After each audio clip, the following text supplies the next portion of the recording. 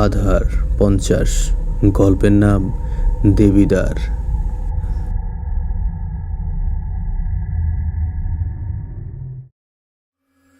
স্মার্টফোনের স্ক্রিনে চোখ যেতেই আমার বুকটা ধক করে উঠল। রাত 11টা বেজে 56 মিনিট, আর কিছুক্ষণের মধ্যেই 12টা বেজে যাবে। অথচ আমার খেয়ালই ছিল না ব্যাডমিন্টন খেলতে খেলতে কখন এত রাত হয়ে গেল। রাত 11টা 59 মিনিটে আমি আমার নিজের মোটরসাইকেল স্টার্ট দিয়ে তাই রওনা হলাম বাড়ির উদ্দেশ্যে। কিছু দূর যাওয়ার পর দেখতে পেলাম একটা অদ্ভুত কাণ্ড। বিশাল মাঠের মধ্যে অনেকে মিলে ব্যাডমিন্টন খেলছে। তবে সবথেকে অদ্ভুত ব্যাপার হলো, এরা কেউ কোনো কথা বলছে না, শুধু মুখ দিয়ে শব্দ করছে। সেটা আমি এত দূরে থেকে বুঝতে পারছিলাম না ঠিক মতো। আমার মনে হঠাৎ একটা অনাকাঙ্ক্ষিত ইচ্ছা জাগলো। সেটা হলো তাদের সাথে ব্যাডমিন্টনের একটা ম্যাচ খেলা। আমি তাদের দিকে এগিয়ে গেলাম। তাদের কাছে গিয়ে আমি বললাম, ভাইয়ারা, আপনাদের সাথে আমি কি একটা ম্যাচ খেলতে পারি? আমি দেখলাম আমার প্রশ্ন শুনে তারা তাদের রানিং ম্যাচ রেখে আমাকে একটা সাইডে হাত ইশারা করে যেতে বলল। আমি বুঝে নিয়েছিলাম তারা সম্মতি প্রকাশ করেছে এবং আমাকে তাদের দলে নিয়েছে। তাদের ব্যাডমিন্টন কোর্টের কেউ আমার সাথে কোনো কথা বলছিল না দেখে আমার খুব অদ্ভুত লাগছিল। যাই হোক, আমি তাদের সাথে খেলতে আরম্ভ করে দিলাম। আমি খেয়াল করে দেখলাম, পয়েন্ট হলে তারা হাত ইশারা নিজেদের মধ্যে কিছু একটা ভাষা আদান প্রদান করত, আর আউট হলেই মুখ দিয়ে আ আ শব্দ করত। এভাবে জানি না আমি কতক্ষণ খেলেছি। হঠাৎ হঠাৎ কারেন্ট চলে যাওয়ায় সব কিছু নিস্তব্ধ হয়ে গেল সাথে সাথে, যেন নিশীথে একাকিনী বিরাজ করছে সর্বত্র। আমি তৎক্ষণাৎ মোবাইলের ফ্ল্যাশ লাইটটা অন করে দেখি কেউ নেই। ডানে তাকিয়ে দেখি কেউ নেই, বামে তাকিয়ে দেখি কেউ নেই। পেছনে তাকিয়ে যা দেখলাম তাতে আমার আত্মারাম খাঁচা থেকে বেরিয়ে যাওয়ার উপক্রম হলো। দেখি একটা বড় আর পুরনো কালীর মূর্তি। আমি সাথে সাথেই সেখান থেকে আমার মোটরসাইকেলের দিকে দৌড়ে গেলাম। আমি গাড়ি স্টার্ট দিতে গিয়ে দেখি গাড়ি স্টার্ট নিচ্ছে না। আমার আর বুঝতে বাকি রইল না এখানে কোনো গণ্ডগোল হচ্ছে। বহু চেষ্টার পর আমার মোটরসাইকেলটি স্টার্ট নিল। আমি গাড়িতে বসে কিছু দূর এগোতেই গাড়ি আবার বন্ধ হয়ে গেল। আমি দেখছি এই প্রচণ্ড শীতেও আমি ভয়ে ঘেমে একাকার হয়ে গেছি। তারপরেও অনেকবার চেষ্টা করেও গাড়ি আর স্টার্ট দিতে পারিনি। সেলফ নেয় কিন্তু আবার থেমে যায়। এভাবে চেষ্টার ফলে আমার শরীরের শক্তিও কমে যায়। আমি মোবাইল ফোনের স্ক্রিনে তাকিয়ে যা দেখি তাতে আমার হৃৎপিণ্ড থেমে যায়। ফোনের স্ক্রিনে তাকিয়ে দেখি রাত 2টা বাজে। কিন্তু আমি তো কিছুক্ষণ আগেও দেখলাম রাত 12:30 বাজে। তাহলে কি আমি এতক্ষণ ধরে গাড়ি চালু করার চেষ্টা করছি? আমি ভয়ে তখন গাড়ি ছেড়ে দৌড় দেই, কিন্তু দৌড়ের মাঝে হঠাৎ কিছু একটার সাথে হোঁচট খেয়েই ওখানেই পড়ে অজ্ঞান হয়ে যাই। জানি না কতক্ষণ পরে আমার জ্ঞান ফিরেছে। চোখ খুলে দেখি মোবাইলটা আমার থেকে কয়েক হাত দূরে ছিটকে পড়ে আছে। মোবাইলের ফ্ল্যাশ লাইটের আলোয় দেখলাম একটা প্রকাণ্ড বটগাছ। দৌড়ের সময় এরই সাথে ধাক্কা লেগে হয়তো আমি জ্ঞান হারিয়ে ফেলেছিলাম। আমি মোবাইলটা হাতে নিয়ে আবারও কিছু দূর দাঁড়িয়ে থাকা আমার মোটরসাইকেলের কাছে যাচ্ছিলাম। ঠিক তখনই মনে হলো কেউ যেন বটগাছের সমস্ত পাতা ঝাঁকিয়ে ঝাঁকিয়ে নাড়াচ্ছে, কিন্তু পেছনে ঘুরে দেখার সাহস আমার নেই। আমি মনে মনে যা পারছি সূরা পড়ার চেষ্টা করছি, কিন্তু ভয়ের কারণে কোনো সূরা আমার ঠিক মতো মনে পড়ছিল না। আমি কোনো মতে গাড়ির কাছে এসে গাড়ি স্টার্ট দিলে সাথে সাথে গাড়ি চালু হয়ে যায়, কিন্তু সেখান থেকে মেইন রোডে ওঠার পর গাড়িটা আবার বন্ধ হয়ে যায়। আমি ধরেই নিয়েছিলাম আজ আমার শেষ দিন। আমি মনে মনে সব কিছু ভুলে আল্লাহকে ডাকার চেষ্টা করছি। একসময় ফজরের আজান আমার কানে আসে। আমি মুরব্বীদের কাছে শুনেছি আজানের সময় কোনো অপশক্তি তাদের শক্তি ব্যবহার করতে পারে না।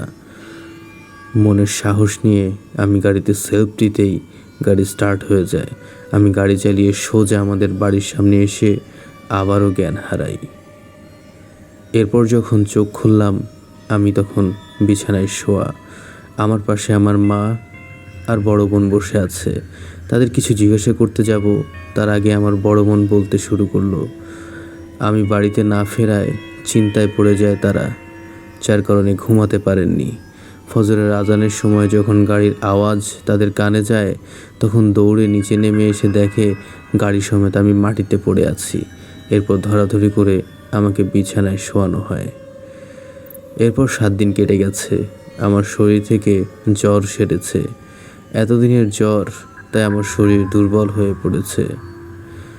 বিকেলের দিকে আমি দোতলায় বারান্দায় একা বসে আছি, আমার সাথে কেউ নেই। সন্ধ্যা গড়িয়ে আসার পর আমি দেখতে পেলাম আমাদের বাড়ি থেকে কিছুটা সামনে এগিয়ে একটা নারিকেল গাছ আছে, সেখানে কেউ একজন দ্রুত গতিতে উঠে পড়ল। তবে ভয় এবং রহস্যের বিষয় হলো, সেখানে শুধু সাদা কাফনের মতো কাপড় ছাড়া আমি কিছুই দেখতে পাচ্ছিলাম না। মাকে তাই ডাক দিলে তিনি এসে দেখেন সেখানে কিছুই নেই। তবুও আমার মায়ের মনে ভয় ছিল এই বিষয়টা নিয়ে, তাই আমাকে সেই রাতেই এলাকার হুজুরের কাছে নিয়ে যায়। হুজুর আমাকে বেশ সময় পর্যবেক্ষণ করার পর বলে, সেই রাতে যারা আমাকে ভয় দেখিয়েছিল তারা খুব দুষ্টু জিন ছিল, এরা আমাকে ছাড়তে চাইছে না। একটা কথা বলে রাখি, আমি দেখতে খুব সুদর্শন। হুজুর আমাকে বলছেন, তোমাকে তারা যেভাবেই হোক নিয়ে যাবে। এটা শুনে আমার মা স্তম্ভিত হয়ে রইলেন কিছুক্ষণ, তারপর হাউমাউ করে কাঁদতে লাগলেন। আমি তখন কি করব কিছুই মাথায় আসছিল না। এক পর্যায়ে হুজুর আমার মাকে সান্ত্বনা দিয়ে বলেন, মা গো, তুমি কেঁদো না, আল্লাহর উপর ভরসা রাখো। তারপর তিনি আমার দিকে ঘুরে বললেন, তোমাকে আমি বাঁচাতে পারি, তবে এতে তোমার কিছু না হলেও আমার প্রাণ সংকট হতে পারে, কিন্তু আমি সেসব পরোয়া করি না। আল্লাহ আমাকে যে জ্ঞান এবং শক্তি দিয়েছে সেটা হয়তো এই দিনের জন্যই। এটা শোনার পর আমি নিজের ওপর কিছুটা ভরসা ফিরে পাই। হুজুর বললেন, আমি তোমাকে 2-1 দিনের ভেতরে খবর দেব। তুমি তোমার মাকে সাথে নিয়ে আমি যেখানে বলবো সেখানে চলে যাবে। সাথে করে অবশ্যই তোমার পরিবারের অন্য কাউকে আনতে হবে, যে খুব কামেল ব্যক্তি। তোমার যদি ভাই বোন থাকে তবে তাদের বাড়িতেই থাকতে হবে। যাবতীয় পরামর্শ সাথে নিয়ে আমরা সম্মতি জানিয়ে হুজুরের কাছ থেকে বিদায় নিলাম। বাড়ি ফিরে ভাবতে লাগলাম, আমাদের পরিবারে এরকম কামেল ব্যক্তি কে আছেন। আমার বাবা অনেক ধার্মিক ছিলেন, কিন্তু তিনি মারা গেছেন আমাদেরকে ছোট রেখেই। আমাদের বাপ মারা পরিবারের হাল তখন ধরে আমার মা নিজেই। আমাদের কাপড়ের ব্যবসা ছিল, আর সেটাই মা চালু রাখে। এসব ভাবতে ভাবতেই হঠাৎ মনে পড়ল আমার বড় চাচা, যিনি ঢাকায় একটা কোম্পানিতে চাকরি করেন। ইচ্ছে না থাকলেও তাকে খবর দিয়ে আনতে হচ্ছে, কারণ আমার জীবন বিপন্ন অবস্থায়। বড় চাচা আমাকে ছোট থেকেই অনেক আদর করতেন, এখনও করেন, কিন্তু তিনি সব সময় যেহেতু ঢাকায় থাকেন, তাই আমাদের সাথে খুব একটা যোগাযোগ নেই। তিনি খুব ধার্মিক একজন মানুষ, আল্লাহর উপর তার বিশ্বাস প্রবল, তিনি সব সময় আমল করেন।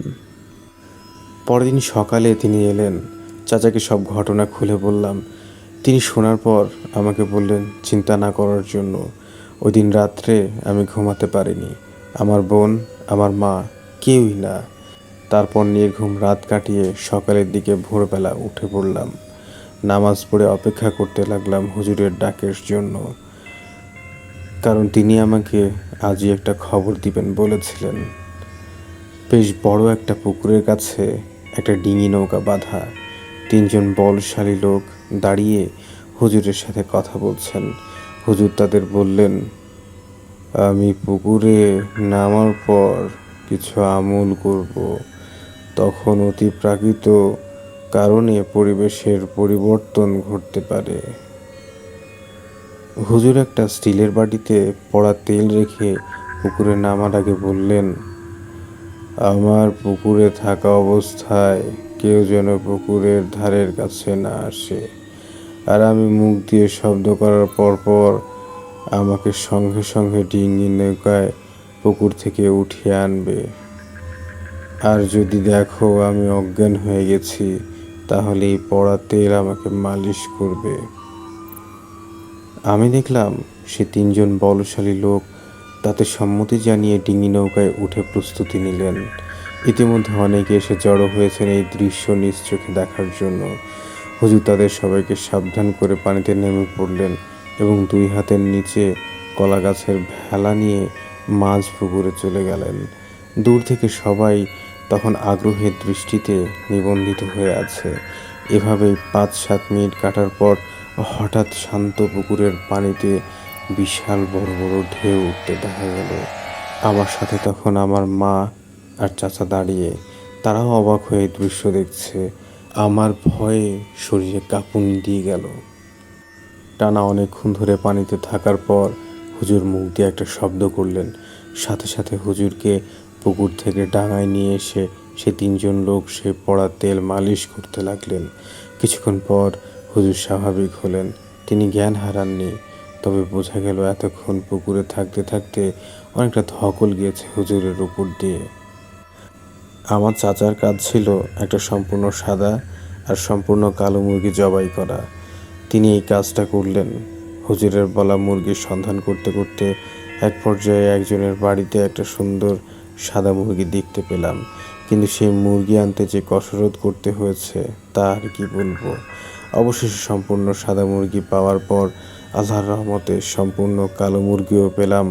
আমাদের মুরগির খোয়ারে সেই সম্পূর্ণ কালো মুরগিটা ছিল। আমার বোন সম্পূর্ণ রিচুয়ালের সময় বাড়িতে উপস্থিত ছিলেন। শেষ বেলায় এই সিদ্ধান্ত, হুজুরকে আমরা বাড়িতে নিয়ে আসলাম বাড়িটিকে বাঁধিয়ে দেওয়ার জন্য, আর তাকে আমরা জীবন রক্ষার মাধ্যম হওয়ার জন্য হাতিয়া দিতে চাইলে তিনি তা নেননি। শুধু বলেছিলেন, আমি পুকুরে সেই জিনদের উপস্থিতি পাওয়ার পর তাদের সাথে পাক বিতণ্ডায় জড়িয়ে পড়ি। কিছুতেই ওই জিন তোমাকে ছেড়ে যেতে চাইছিল না, কিন্তু আমি তো জানি আমাকে কি করতে হবে, আর আমি তাই করলাম। তারপর অনেক দিন পেরিয়ে গেছে, আমাদের আর কোনো সমস্যা হয়নি। কিন্তু একটা ঘটনা আমাকে খুব করে ভাবিয়েছে আর কষ্ট দিয়েছে। আমাকে জিনদের হাত থেকে যিনি নিজের জীবন বিপন্ন করে বাঁচিয়েছিলেন, তিনি আজ 1 সপ্তাহ আগে মারা গেছেন। আমি তার জানাজায় অবধি যেতে পারিনি, কারণ খবরটা আমি পেয়েছি গতকাল। আমরা 1 মাসের মতো ঢাকায় ছিলাম। তারপর বাড়ি ফিরেই এই দুঃসংবাদ জানার পর আমি সহ আমার পুরো পরিবার শোকাহত। তবে হঠাৎ করে যে তথ্য আমি সহ আমার পুরো পরিবারের মধ্যে চিন্তা এবং ভয়ের উদ্বেগ সৃষ্টি করে, সেটা ছিল গত বছর যে দিনটায় হুজুর আমাকে জিনদের হাত থেকে বাঁচিয়েছিল। এই বছর ঠিক ওই দিনটাতেই হুজুর মারা যায়।